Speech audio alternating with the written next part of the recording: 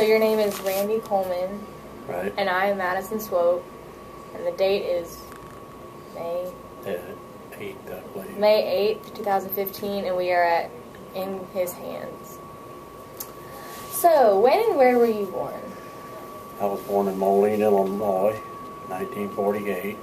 It's a little town on the Mississippi River, about 180 miles west of Chicago. And it's also the home of John Deere Tractor headquarters. All right. So do you have any siblings, or? I have 4 sisters. Oh, wow. Oh, wow. I'm the only boy. Oh, wow. So before you became part of the Vietnam War, what were you doing? Just before I went over to Vietnam, I was at Naval Air Station, Mountain Field, California, where I worked on P-3 Orion aircraft, which is an anti-submarine warfare aircraft. Did electrical work on it, changing out the instruments, things like that. And then I went to Vietnam. Oh, so you were already like training for the military? I was already in the military before I went over there. Oh, okay. So what brand? Before the United States Navy. Oh, okay. And before I went in the service, I was a general contractor. I was licensed bonded general contractor at 19 back in my hometown. So went to California first and then to Vietnam. Wow. So it was just immediate, like within 5 years? Yeah, I joined in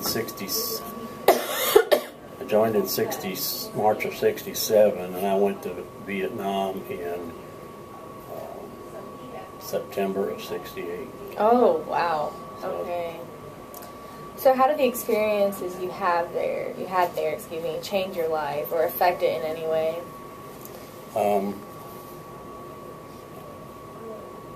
I guess you learn how to grow up. You really have no concept of life. Mm-hmm. And you learn how to respect life. It like I say, it makes you old fast.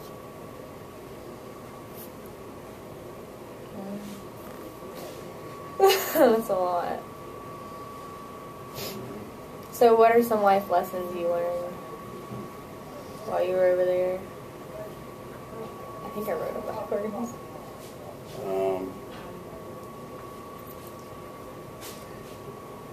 Yeah, sometimes I get a little. Oh, you're fine. And I think I wrote them. Hiccup, and I lose my train of thought. Oh, you're fine. And so I wrote some notes. Oh, yeah, you're fine. Things down. Except I think you got me out of sequence here. I think I did. I think I wrote them different than how I.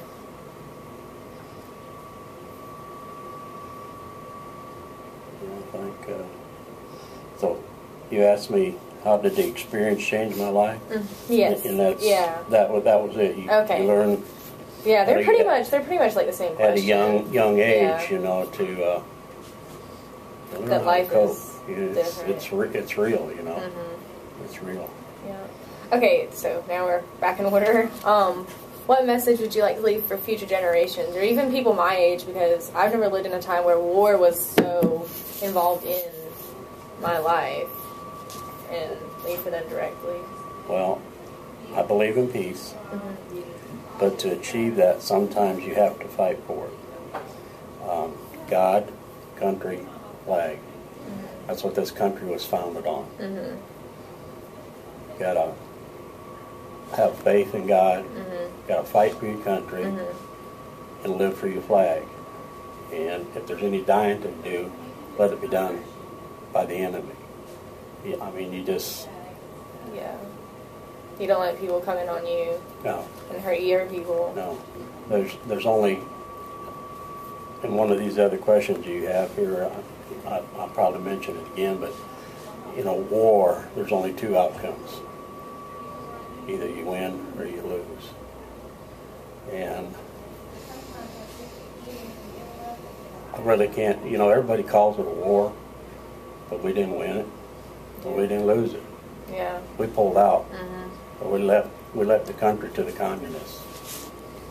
So, you know. Did you win or you lose? You don't know. So, a lot of us old-timers really believe it's more of a policing type of action than it really was a war. However, it's designated as a war.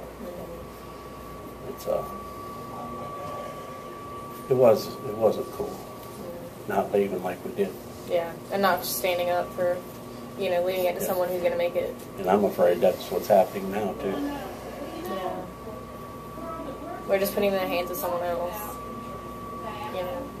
Saying, here, destroy it, because we could help you, but we're not, so. Alright.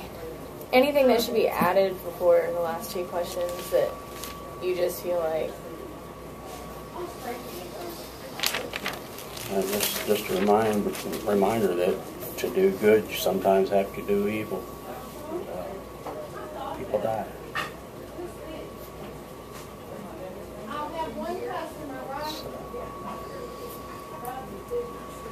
It's something you gotta try to get through.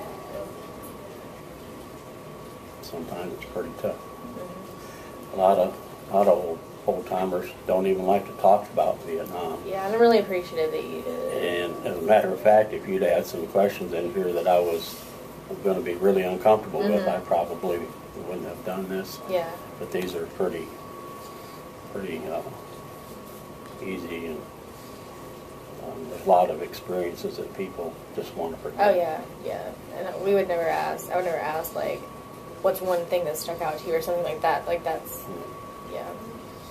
And I know you said something to me about this before, but like, who is your main support system, if you even had one? Well, no, I really can't say I did, because in my personal opinion, back in those days we had a draft. People were drafted into the service.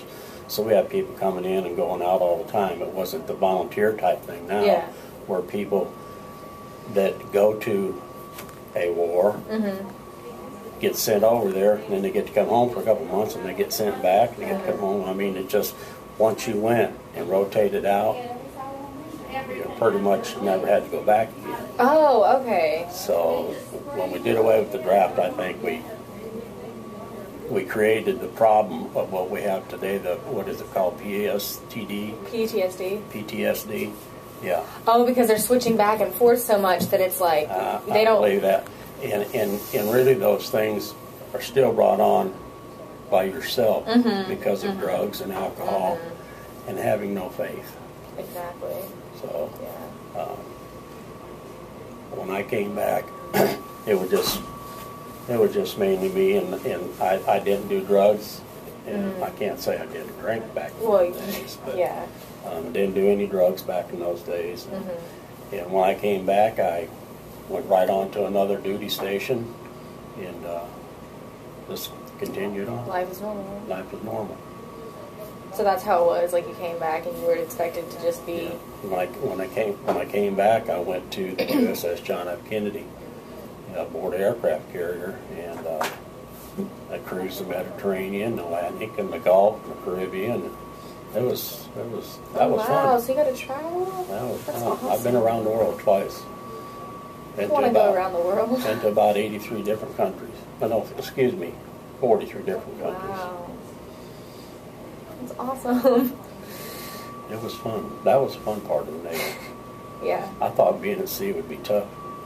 That was a blast. You're relaxed. So you mentioned something about, faith. So how did your relationship with Christ help you to cope and to live after the war and even throughout it when it seemed like there was nothing there? I think because of my faith in God, I wasn't afraid to be over there. I wasn't scared once the whole time I was over there, even when we were under fire. And you knew where you were going. I knew where I was going. Yeah.